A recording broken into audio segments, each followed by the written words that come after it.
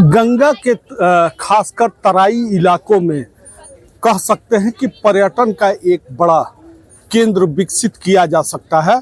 कटिहार के बाद बक्सर एक ऐसा इलाका है जिस इलाके में विश्व आर्द्र दिवस के अवसर पर यहाँ पर कार्यक्रम जो आयोजित किया गया है और इस कार्यक्रम में गोकुल जलाशय आर्द्र भूमि परिसर में परिस्थिति संतुलन में आर्द्र भूमि की महत्व, बाढ़ नियंत्रण, प्रवासी पक्षियों का आश्रय, स्वच्छ जल, लुप्त प्रजातियों का विश्वास, भूजल भूवर्मन को लेकर के ये आज गंगा समिति के बैनर तले ये कार्यक्रम जो आयोजित किया गया है। इस कार्यक्रम में सभी प्रशासनिक महकमे के लोग और इस इलाके के विकास को लेकर के संकल्पित हैं लोग। देखिए, आज वर्ल्ड वेटलैंड डे है और इसी मौके पे हमने यहाँ पर गोकुल जलाशय के पास फॉरेस्ट डिपार्टमेंट के द्वारा डीएफओ साहब ने यहाँ पर पूरा आयोजन किया है प्रोग्राम का, और उसी में ही हमने हमारी जिला की गंगा समिति की बैठक भी की है। और हम लोग चाहते हैं कि गोकुल जलाशय जो कि हमारा रामसर साइट है और यहाँ पर इतने स्पीशीज आते हैं बर्ड्स के पूरे वर्ल्ड से, तो इसको हम और बढ़ावा देना चाहते हैं। यहाँ पर आसपास हम लोग चाहते हैं कि प्रेजर्वेशन के लिए, इसका कंजर्वेशन और इसको प्रोटेक्ट करने के लिए भी प्रयास किया जाए, और उसी के साथ साथ इको टूरिज़्म को भी हम लोग यहाँ पर बढ़ावा देना चाहते हैं। और उसी के लिए हमने यहाँ पर आज ये कोशिश की कि इस कार्यक्रम को किया जाए और सबको अवेयरनेस भी किया जाए, जिसमें बच्चे भी उपस्थित थे। और टूरिज्म को लेकर के एक बड़ी हब बन सकता है ये यहाँ। हाँ बिल्कुल, जो भी बर्ड एंथुजियास्ट हैं, जिनको भी शौक़ है कि वो बर्ड्स देखें, बर्ड वॉचिंग करते हैं, वो उन सब के लिए एक बहुत आइडियल जगह है ये। और यहाँ पर आकर जैसा बताया गया कि 76 से ज़्यादा स्पीशीज़ बर्ड्स के यहाँ पर पूरे विश्व भर से आते हैं, तो उनके लिए एक बहुत बड़ा ये धरोहर है। और हम लोग आशा कर रहे हैं कि इसको और बढ़ावा मिलेगा, लोगों में ये और जो है पॉपुलर होगा और लोग यहाँ पर आएंगे। हम सीधे बात करने का प्रयास करेंगे और दिखाने का प्रयास करेंगे कि गंगा के लहरों पर किस तरह से गोकुल जलाशय की ये परियोजना, यहाँ पर गोकुल जलाशय की जो ये परियोजना है गंगा की लहरों में, जिसको कह सकते हैं कि गंगा दियारा इलाके में ये एक बड़ा क्या है ये जगह, क्या है गोकुल जलाशय? पहले तो सभी को मेरा नमस्कार।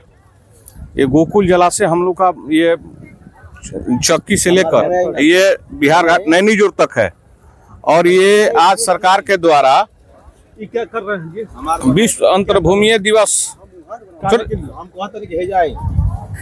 के अवसर पे ये आयोजित कार्यक्रम था, और सरकार के द्वारा हमारे इसमें बहुत सौंदर्यीकरण किया जा रहा है। इसमें बहुत देश विदेश के पक्षियां आएगी। यहाँ बहुत सारे क्या है परियोजना, क्या है परियोजना सरकार के द्वारा लाया गया है, और इसको मतलब बहुत सुंदरीकरण करना है।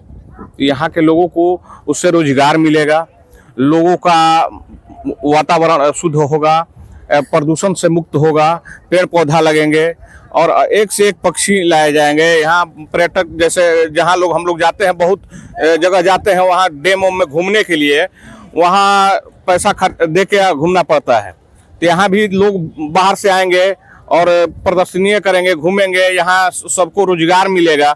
यही सब है हमारे सरकार के द्वारा किया जा रहा है। क्या नाम है? मेरा धनंजय कुमार पांडे नाम है, प्रदेश प्रवक्ता भाजपा।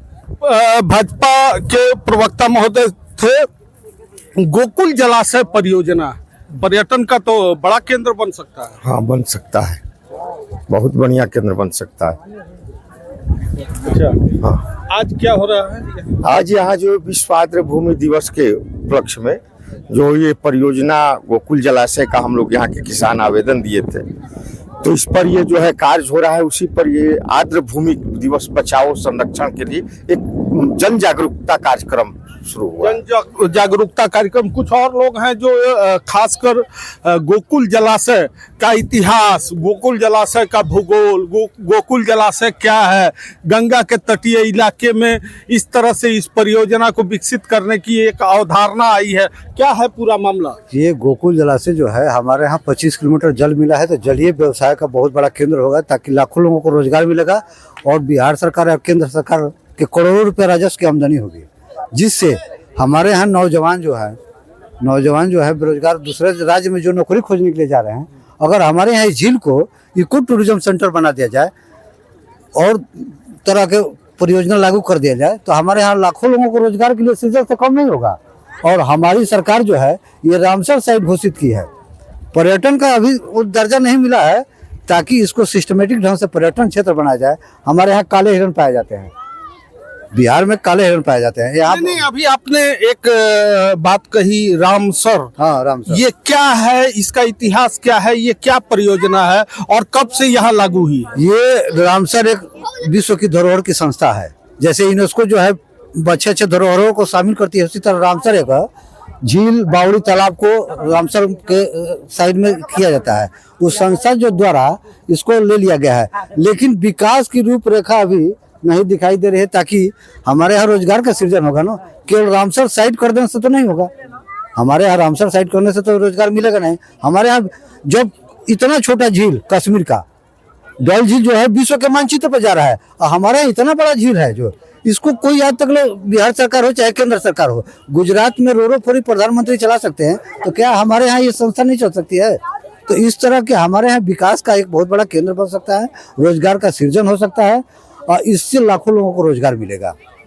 ये परियोजना को लेकर के अब तक स्थानीय स्तर पर क्या आप लोगों ने अभी कुछ हमने तो 25-26 वर्षों से संघर्ष कहा, अंचल कार्यालय से राष्ट्रपति कार्यालय, प्रधानमंत्री कार्यालय तक चिट्ठी लिखा, वहां से जवाब आया, रामसर साइट घोषित कराया गया, लेकिन धरातल पर अभी रामसर साइट का कोई असर नहीं दिखाई दे रहा है। देखिए यहाँ अगर पर्यटक आएंगे तो हमारे यहाँ लाखों लोगों को रोजगार मिलेगा। इससे हमारी बाबा परमेश्वरनाथ का यहाँ बहुत बड़ा ये है, शाही स्नान से शमशान सपही घाट है, इस तरह से उधुरा मंदिर है। तो इस तरह से पर्यटन का एक अजूबा, आपको बात बता दूं, फैजाबाद कभी इलाहाबाद हुआ करता, अयोध्या हुआ करता था, वहाँ लाखों श्रद्धालु पहुँच रहे हैं, कप चाय पी रहे हैं, तो कई लाख लोगों का रोजगार हो रहा है।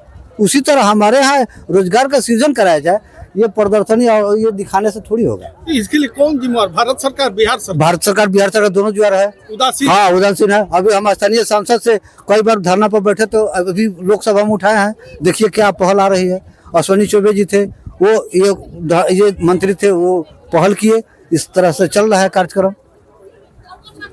क्या नाम है आपका? शिवजी सिंह नाम हुआ हमारा। शिवजी सिंह है। निश्चित तौर पर कह सकते हैं कि खासकर गोकुल जलाशय परियोजना कटिहार के बाद बक्सर में जिस तरह से संचालन की तैयारी की गई है, प्रशासनिक महकमे के लोग अब सक्रिय हुए हैं, राज्य सरकार गंभीर हुआ है, भारत सरकार की ये एक बड़ी योजना के रूप में सामने आ रहा है। निश्चित तौर पर कह सकते हैं कि गोकुल जलाशय परियोजना के जीर्णोद्धार, उत्थान और पर्यटन विकास के मानचित्र पर बक्सर जिला के गोकुल जलाशय को लाने के लिए बिहार सरकार, भारत सरकार ने एक बड़ी पहल प्रारंभ की है। बबलू उपाध्याय, न्यूज़ 24, बक्सर, बिहार।